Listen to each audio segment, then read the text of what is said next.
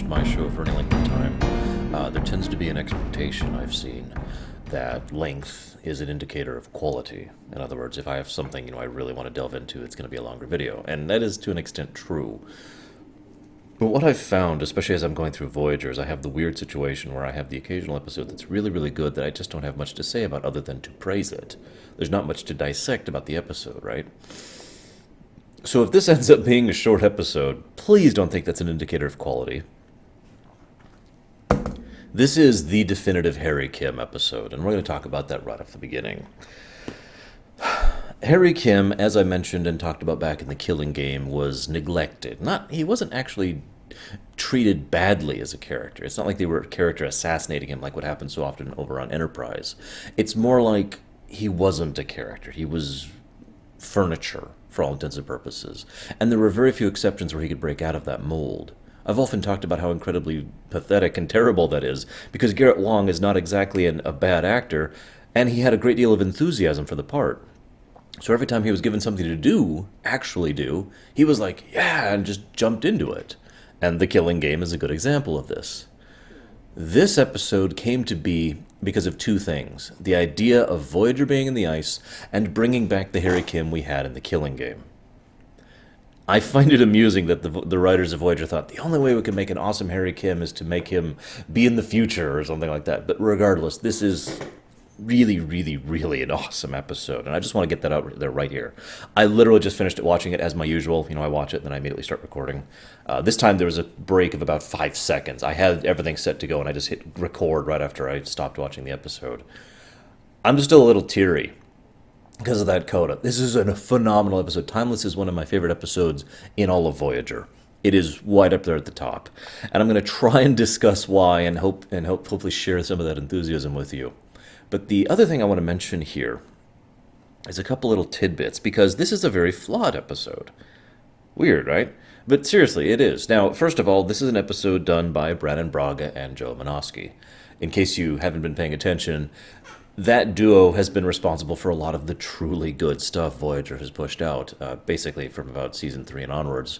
And it's also worth noting that both those people tend to have very serious flaws when it comes to writing. Joe Menosky is the screw continuity, we're just doing character stuff writer, and Brannon Braga is the I'll do whatever I feel like as long as it's different writer. But the two of them, definitively and provably across the years, when they work together, can make some amazing stuff happen.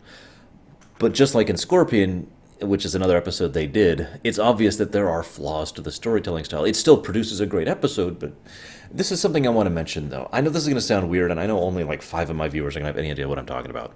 But somewhat recently, to my perspective, this is back in August, I've had certain individuals, plural, by the way, lest anyone think I'm singling them out, who have been bashing me for my enjoyment of StarCraft 2. And they have been pointing out the flaws of StarCraft 2. And some of those people have been well-meaning, or not well-meaning, but I mean, they've been discussing it. They've been using proper words and not just yelling or shrieking or telling me I'm stupid. And some of them have just been telling me I'm stupid and passively or passively aggressively insulting me for my opinion. But the thing is, the one thing that's the common thread is, yes, StarCraft 2 is flawed. A lot of things are flawed. In fact, this is going to sound weird, everything's flawed. Final Fantasy VI is flawed. Lord of the Rings movies are flawed. The original Star Wars movies are flawed. No matter what you hold on a pedestal, it's flawed. That's its nature. We are flawed creatures. We make flawed creations. Bam. Very simple, right? There's no such thing as perfection. So, especially in the entertainment industry. So my point for bringing this up is the difference, and I know I keep saying this, but I just keep having this issue, so I just keep feeling like I have to keep re-stressing it. The difference between something I love and something I hate is how much the good outweighs the inevitable bad. Scorpion was a flawed two-parter. Killing Game was a flawed two-parter. StarCraft 2 is a flawed game. Final Fantasy 6 is a flawed game. But what distinguishes these is the good completely outweighs them. However, in the interest of fairness, we are going to discuss the flaws of Timeless right now, right at the beginning. So first and foremost, this is a Will They Get Home Again episode. Now, I say that with a bit of amusement because the first time I mentioned this to a friend, this was many, many years ago, his response was shock. It never occurred to him that this was a Will They Get Home This Week episode. Because they've been doing so many of those. I mean, for God's sakes, like the second or third episode of the entire series was a "Will they get home this week?" plot for crying out loud. And I've always argued that it's a dumb plot on the face of it, because of course they aren't. But I am wrong in that argument. It's true, I am wrong, or was wrong, I suppose is a better way to put that, because it's not the plot that's really the relevant part, it's how you execute it. If I can use another example here, and this is actually going to be coming up later this month in the episode Counterpoint, romance that does not involve main characters in television is usually pointless, and it's usually by the numbers, there for its own sake. The same way, and it's the exact same thing, it's completely analogous between the "will they get home this week" plot. Because we know the answer is no, and we know that the romance isn't going to last. So unless you're going to do something with it, it's wasted air. It's pointless. And doing it for its own sake is not entertaining. But what they did in Timeless was they did something with it. They showed how Voyager was making strides towards getting home, actually starting to succeed at shortening the journey. They showed how they were adapting to their new circumstance, actually made it felt like they were out there on the frontier using the jury-rig technology and all that stuff rather than just the same old trip home like they were always doing before. They really, really went into Harry Kim as a character, and Chakotay, and Tessa, and the Doctor, while we're on it. They even had a good scene with Seven, for crying out loud. They did something with it, in other words. That's the other funny thing, because the argument could be made that this is a "it was all a dream" episode. For those of you not aware of the actual concept of that, the trope, if you will, for "it was all a dream," it doesn't actually have to involve sleeping or dreaming. It's just, the reset button is basically hit at the end of the episode and all of it is wiped away. Now, I've explained how this can be a terrible, horrible, bad thing. Most notably in another Voyager episode whose name I forget, but it's when they come across the planet that destroyed itself, and then they undo that, and then it was all wiped away at the end. It was, again, a season 1 episode. But it's the execution, once more, that matters. What does this episode have that one didn't? LeVar Burton directing. I just want to start with that, because for those of you who don't know, LeVar Burton, the gentleman who plays Geordi LaForge over on Star Trek The Next Generation, is an amazing director and producer. The man he's got tons of my praise. He's right up there with Jonathan Frakes in terms of directing chops. The man knows what he's doing. And he really puts in a great performance directing this episode. He's also actually in the episode basically as a cameo, which is also great, but I'll talk about that later. Amazing special effects. Foundation Imaging really, really hit the wire in order to try and push out the effects of this episode, which I'll talk about in a minute. Amazing chemistry. Great writing, which was all focused on characterization and character growth. Lots of showing without telling kind of storytelling. There was a lot of things that they just kind of implied, and it was just their undercurrent kind of a thing. It was incredibly well executed. This is what I mean when I say well executed. I'm just hitting these points so I'm not just tossing out a buzzword here. Because I can hit the points if I have to. So, and there are other flaws to this episode. Like I said, okay, so will they get home again plot. Okay, they did that well. It's all a dream, but they did that well. It's also worth noting, I would actually argue this isn't quite it's all a dream, because history was changed and there are effects from that. We know it was changed. It's not wiped away completely. That pisses me off. If they just never knew what happened, that would irritate me. But there's that one little message from Harry Kim. And that ties it up in a neat little bow, because now we know. Now we know it went bad. We know how lucky we were to have avoided it. All the events that happened in the episode actually happened. Even if they didn't affect this crew, they affected the crew, if you follow my logic here. I know this is kind of a time as an endless circle situation, but it's true. These events mattered. They weren't wiped away at the end.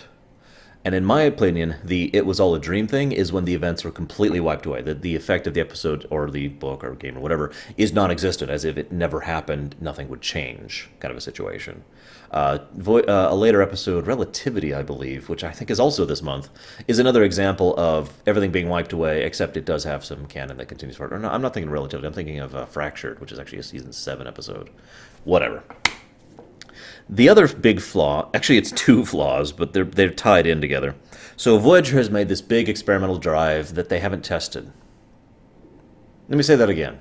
I want you to imagine you have a ship, just real life, a ship, a cruiser or whatever, and you want to install this big brand new drive in it that you have never tested in action. You've never done anything with it. Now I know what you're thinking. You're thinking, oh, well, how can you test it? Well, it's installed. I hate to point this out, but they could do that on Voyager. They could actually test it just like they actually do in the episode. So they install the drive, Start celebrating it being in there. And that's when Tom is like, hang on, I think something's a little bit off. And he goes ahead and does the tests and verifies that, yeah, something's a little bit off. And this engine that they've spent however much time, they imply it's been a long time, all this time and effort and work making is defunct. An Edsel, as Tom himself so accurately puts it. I'm sorry, that's a plot hole. Even I can't believe the Voyager crew is that incompetent to not do that. And then, this gets even better. And then, the next flaw is the fact that, why don't they keep using the drive? Now, they did bother to put in a line. I imagine this was Braga put this in, because it feels like his style of thing. They put in a line that whatever they were doing to make the ship, they made temporary crystals. You know, they synthesized these new crystals, or found these new crystals, whatever.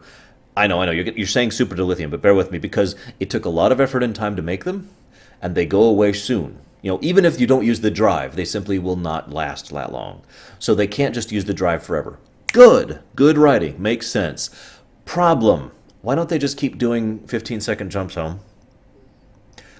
They say right out, everything's fine until 17 seconds in, so why not just go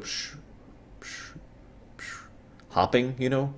This is a thing that actually happens in most other science fiction where you can't just warp straight to your destination, where you do hyperspace routes or going across the jump gates or God knows what other thing. It's a fairly common concept. We kind of could do that in real life too, not the space version, but the ground-based version. So I mean, why is this even an issue? And these are flaws, and it is worth mentioning these are flaws, because these flaws are the driving force of the episode. In other words, these flaws exist, these problems exist artificially.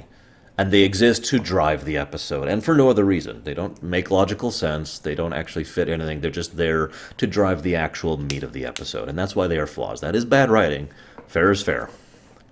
I still love the crap out of this episode because they do so much with it. Let's get into that, shall we? First of all, I would postulate that of the nearly 5 years of Voyager I've been watching with you as we've been going through this is the best teaser I've seen to date. It's a long one, but it's perfect. I mean, it is literally perfect. You see two people beam down, and you hear the noise, so the audio cues you in, these are Starfleet. But they're heavily obscured, so you don't know who they are. In fact, we don't know who they are the entire teaser. So it's like, okay, two Starfleet teams, all right. And they're scanning for something. Okay, and your first thought is, this is Voyager. They're scanning yet another planet to find more deuterium, even though deuterium is the most common substance in the universe. I'm sorry, that never stops being funny to me. It took them to like season 7 to figure that out. And so they're just like, whatever. And so you're just like, okay. But what they did properly was it kept dragging on. But in a good way. Bear me out. Because as you're sitting and watching, it's like, why are we watching this? And about 20 seconds pass, and it's like, it's just long enough for you to start to question it. It lasts just enough time that your brain starts going, well, maybe this isn't what I think it is. And that's when the camera pans out and we see Voyager, and it's just like, you know, it's just that total shock moment. Because at that point, you're like, oh, God, is that the Voyager crew? Is that another Voyager? Is that an alternate timeline? Is this the future? Is this... I mean, there's so many possibilities there to just explode in your mind.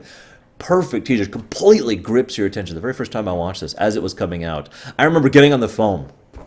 I distinctly recall this. I had a whole line curly cord phone, the kind you probably have never even heard of, and I had to get up, grab it, and drag it over towards the TV and be like, "Mom," because I knew Mom was watching it at her. "Mom, did you see that?" And she's immediately like, "Oh my God." Do you think it was the? No, I think it was the actual voice. I think it's a time travel thing. Are you sure? You know, we were so into it. It was awesome. I loved it.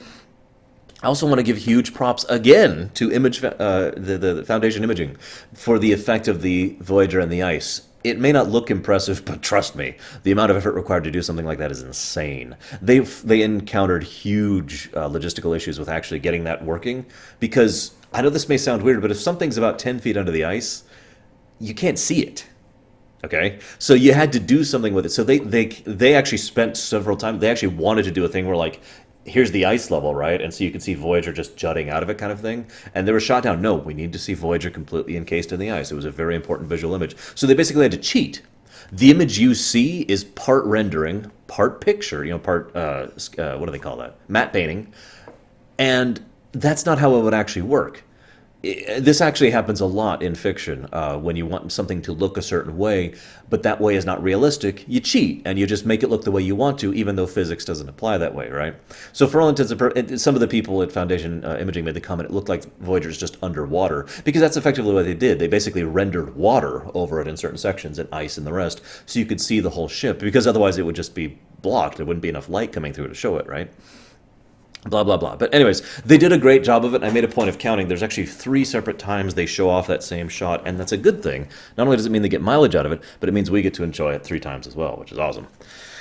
Now, I mentioned that visual storytelling thing. Obviously, later on, future Harry Kim's arc is very, very obvious and very laid out for bear in a great and powerful scene. But right at the beginning, first time we see him, his tone, his posture, and his expression are all completely different. Garrett Wang is not the most subtle actor I've ever seen, but he does a great job of having a great difference in the contrast in how he plays future Kim versus present Kim. And so you immediately tell something's screwed up. And the fact that we're seeing Harry Kim and Chakotay, we kind of fill in the pieces ourselves, because, we're not stupid. Now, I also really, really like the 7 of 9 scene, the 7 scene, where she gets drunk.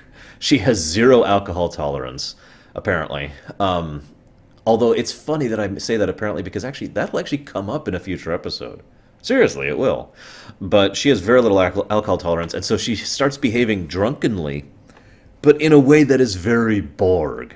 You can just feel Joe Menosky's fingerprints all over the dialogue, because he's really, really good at dialogue and interplay between characters.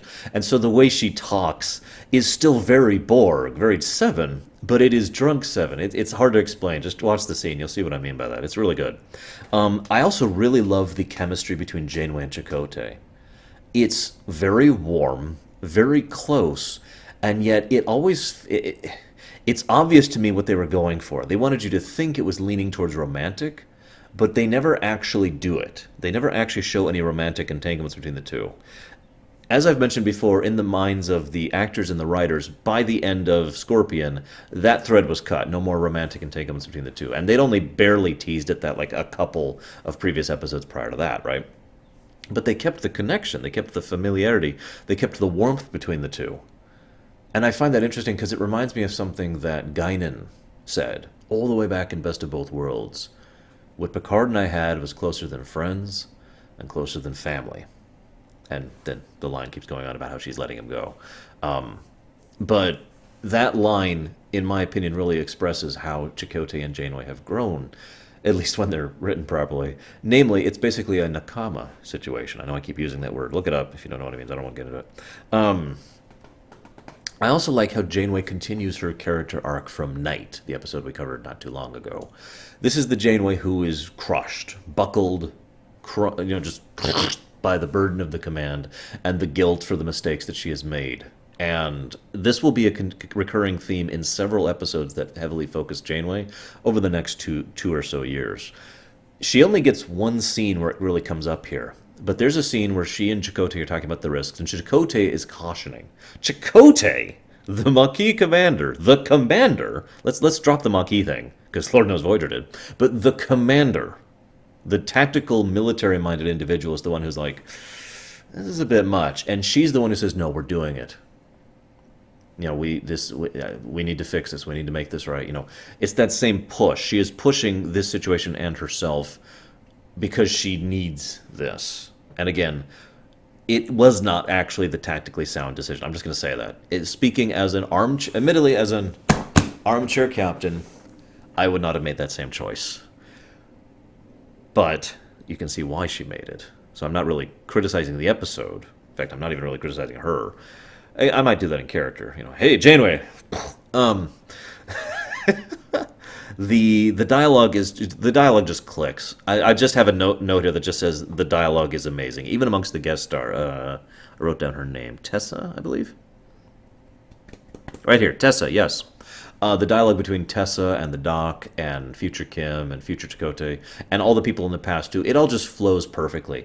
Most of this episode is actually about the character developments and the character interactions. The actual drama of the episode still has tension to it, still has strength to it. And I think the real reason for that, if I can diverge for a second, is the tension of the episode is not will they get home, because we know they won't. It's not will they survive, because we know they won't. It's how are they going to deal with the situation. The how has become interesting because of the way it's being presented. In the future, we have the difficulties of Captain LaForge, which, by the way, great cameo. I just like to take an aside. I have a note here about it, too. The camaraderie, the weirdly, bizarrely perfect camaraderie between Chakotay and Geordi was amazing, and it really showed the similarities of understanding. The two men obviously had a great deal of respect for each other and understanding for each other's position. Chakotay knew that if he was in Geordi's position, he'd be doing the same thing Geordi was, and Geordi knew if he was in Chakotay's position, he'd be doing the same thing Chakotay would. And so there's that, there's no animosity there. There's no. It would have been too easy to make the Starfleet captain someone other than Geordi, just some Starfleet captain, and make him just Captain Asshole number 37. Because we've seen how many assholes captain ships in Starfleet, especially in the TNG era. So it wouldn't be hard to just be like, come in and shit. Okay, I'm exaggerating, but you know what I mean. But instead we have that warmth, which again speaks to the general episode in general, which is funny given the Frozen and Ice thing and the background I have chosen for this particular episode. But the interplay and the dialogue between them is amazing, and the threat. Okay, so we have the threat of Geordi, and in the past we have the threat of the collapsing thing, and they make an interesting choice. They show us the catastrophe. Now that is a unique choice, and I feel like they did that specifically for the money shot purposes. They wanted to show the effects. They wanted to let the effects team just stretch and really, really showcase just how bad this is. And I'm sorry, when I saw Voyager hit, I literally physically cringed. And all I could think of was how many dozens of people literally died the second that ship first hit and bounced, skipped off the ice. Because that's bad. And then and I like how they don't show us any more of the inside of the ship after Voyager actually hits. That's good. So they show us the disaster, and it takes away from our imagination of it. It takes away from what we can see of it. But they do a good job of showcasing it. So this is just kind of a neutral thing for me, which is why I mention it here. I'm curious what you think, as ever. The directing. I've talked about the directing before, of course.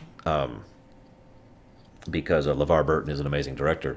They do this great thing where the scenes cut back and forth naturally between the two dilemmas of the present and the future, and just shift right back and forth between them, in some cases so seamlessly that it took me a second or two to realize we had shifted perspectives. It was really well done. And the music actually contributed, for once, to everything working out.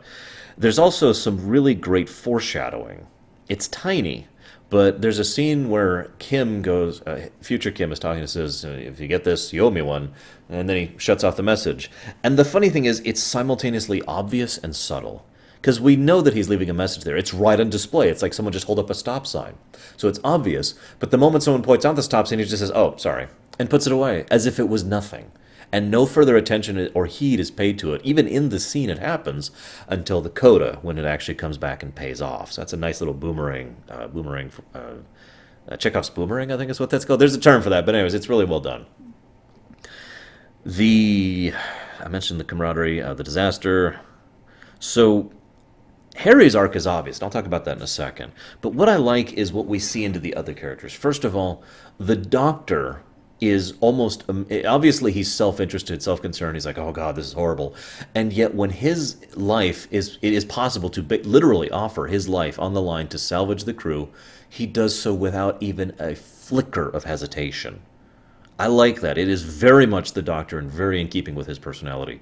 I also like how it is the Doctor who not only convinces Kim to pull himself out of it a little bit, but more importantly, come up with the alternate plan. You see, Harry, the gentleman, I guess I'll talk about Harry now because that segues nicely. Harry was the one with the survivalist guilt. Now let's be clear about something really quick. Realism mode for a moment. Survivalist guilt is a terrible, terrible thing, and there's no answer for it. It doesn't exist. There is no way to make that better. Okay? The best you can do is try to find your personal method of living with it. That's all. That's all you can do. Now, it is possible to do that. It is possible to move on from it. But it is still a horrible burden, and to be honest, you will probably never be the same person again. I know someone personally who has never gotten over survivalist guilt.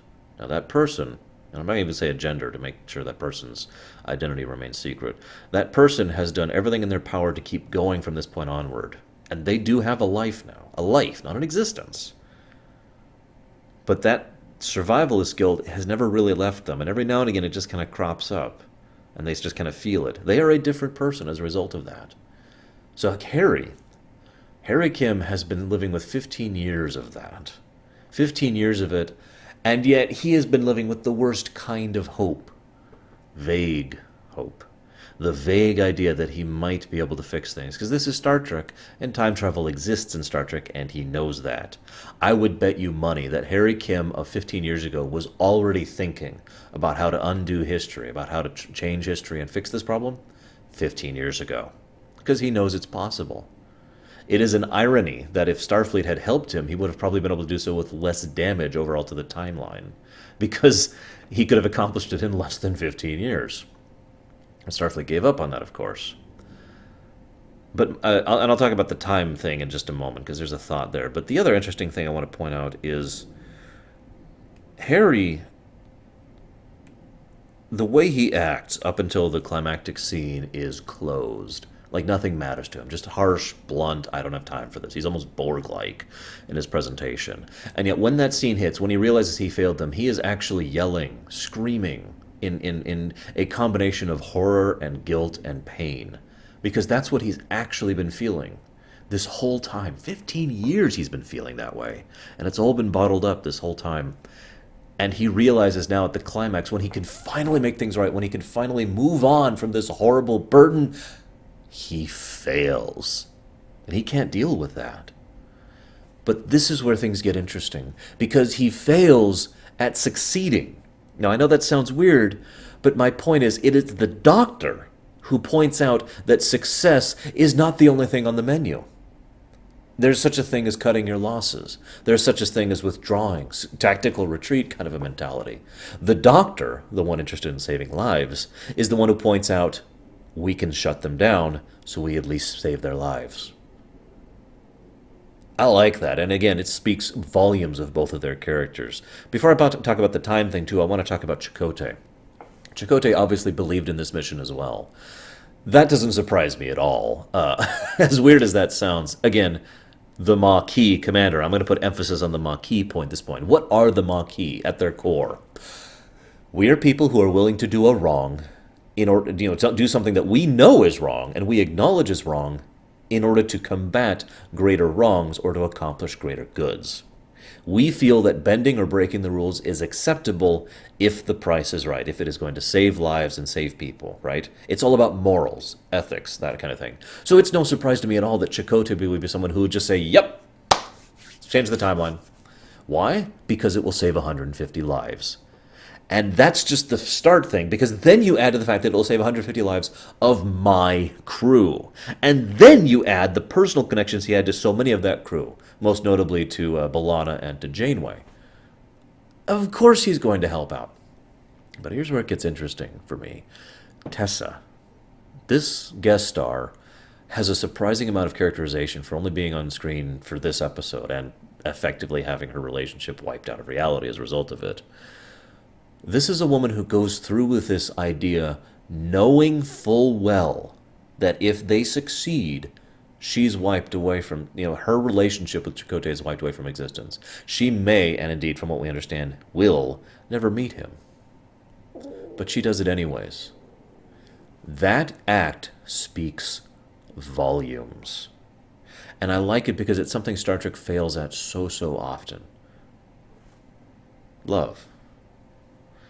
Love is inherently a very selfless act. There is selfishness in love too, of course there is. But it is inherently selfless. It is about how much you care for that person. She clearly understands how important it is to Chakotay to right what he believes is a terrible wrong. And even though she will, for all intents and purposes, lose him, and in every way will no longer have any of the joy or wonders that they had together, she cares about him sufficiently that she does not even think, at least not that we see, about turning around, about not doing it. She stays there to the bitter end. That scene where she's holding his hand right there at the end, acknowledging that this was the path she chose without regret. That speaks volumes right there. And again, it's something that Star Trek so often fails at, which is one of the reasons I feel like pointing it out, because it's awesome. But one last thought before I get to the time thing. One of my favorite individual scenes in all of Voyager is in this episode. And it's the scene where Harry is, the doctor, pleasure to have you, doctor. Doctor's like, it was a pleasure to be of service. Takes the thing, punches it in, screams, yes! At just with sheer exuberant jubilation, knowing he got the message through, knowing 100% that he succeeded seconds before he dies. That scene is so powerful. I'm actually tearing up a little bit just thinking about it. But the other thing, and this is the little thing, but I love it, the comm unit was open. Harry and Chakotay were talking openly through the comm while this was happening. So Chakotay's standing there, grim and resigned, with her, and the last thing he hears before he dies is Harry screaming at the top of his lungs, yes. I personally like the idea that Chakotay, in his final moments, knew they succeeded. That gives me, that makes me smile, that idea. Last thought before I go. Where are the time cops? Now, this is an interesting concept. If Star Trek was done properly, there would be an overarching group who keeps track of long-term continuity across the entire franchise. Similar to a way that Star Wars did it during certain periods of Star Wars history. It hasn't always been that way, and indeed is not that way now. But I think this is the truth. I think this would be the best way to do things, especially for such a show that spans across so much, and also includes movies and other works which are officially declared non-canon. But you get my point, right? There's keeping things organized so that the franchise, the setting overall is improved is a good thing, right? Why am I bringing this up now? Because this could have tied in beautifully with Enterprise. I'm serious. The Temporal Cold War, which I will talk about someday, probably, was a disaster. But it was only a disaster because they didn't think about it. They didn't have a plan. They had a cool idea, and it was a cool idea. And they did nothing with it. And it was a mess. And so they is basically the result there. The only thing that ever came out of that was good was the Xindi arc. And even that basically was not really related to the Cold War per se. But I'm getting off topic. My reason for bringing this up, though, is if they had been tracking everything from the beginning, the seeds of the Temporal Cold War could have been sown, and indeed should have been sown, in Voyager. How many times does Voyager time travel? How many times do they encounter other people time traveling? It's already happened multiple times, counting this episode. Although it is worth noting this episode is about altering time, not traveling through time, but I digress. The point being, though, the point I'm leading towards is, why didn't the Time Cops, the Time Federation, blah, blah, blah, blah, try to intervene here? Why didn't they try to change history here? I will point out that in a few episodes, an episode called Relativity will be out, where the entire plot is the Time Cops trying to stop someone from destroying Voyager. The implication here, and I really wish they'd done this, and again, if they planned this out, this would work perfectly. The implication is that Voyager was an integral part of history. Was an incredibly powerful, important part of history for the Delta Quadrant, for all the people they pass, and of course for the Federation and the Alpha and Beta Quadrants when they get home. And so the idea here is this act of a time alteration allows Voyager to continue onward. They don't cheat. They don't get Voyager all the way home, but they do save Voyager's lives. And I honestly feel that the Time Cops, I need to stop calling them that because I keep thinking of Jean-Claude Van Damme. The Time... Now, I can't say Time Police because then we got a Doctor Who reference going there. You know what I mean. The Time People, seeing the situation, probably said, okay, we'll allow that. Because it fixes one of the biggest problems. It's also worth noting it could be considered to be a flaw, the way the new timeline worked out with the future Harry and future Kote. In fact, it wouldn't even surprise me if the Time People were actually involved in helping Chakotay and Kim to accomplish some of the things they did to ensure they could alter the timeline the way they did, in a relatively non-intrusive manner, if you follow me. I mean, what would you prefer? Some random guy comes in and says, you should not do this thing, it will destroy your ship, and then hem-ha, and then they survive. Or Harry Kim, struggling against all odds with the aid of Chakotay and his lover, and the Doctor, and Seven technically, managed to barely salvage the ship and save all their lives. Which sounds more appealing to you from a storytelling perspective, and from the perspective of maintaining order and removing understanding and knowledge of the fact that there are time cops? I love this episode. It's a great episode. I hope you enjoyed. I have no idea how long I've been talking. Probably a short episode, like I said. Next week, we'll be continuing with more of Season 5, the weird season. See you around, guys. Oh, wait, wrong thing. Flying. Forge to Delta Flyer. Our sensors are reading an overload in your warp matrix. Lower your shields. We'll beam you out of there. I appreciate the offer, Captain. But the answer's no. I suggest you get to a safe distance. Warning. Warp core breach in 45 seconds.